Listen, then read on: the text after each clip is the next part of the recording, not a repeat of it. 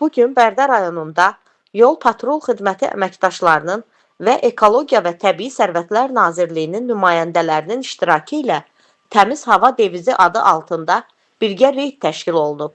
Tədbirin əsas məqsədi atmosfer havasının çirklənməsinin qarşısının alınması, nəqliyyat vasitələrinin ekoloji norma və texniki tələblərə uyğunluğunun yoxlanılması olub. Reyd zamanı avtomobillərin egzoz qazları üzrə texniki baxışı həyata keçirilib.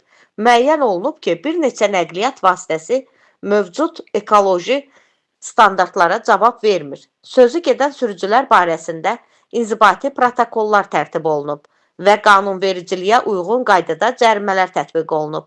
Mütəxəssislər bildiriblər ki, bu cür tədbirlər ətraf mühitin mühafizəsi və ictimai sağlamlığın qorunması baxımından mühüm əhəmiyyət kəsb edir.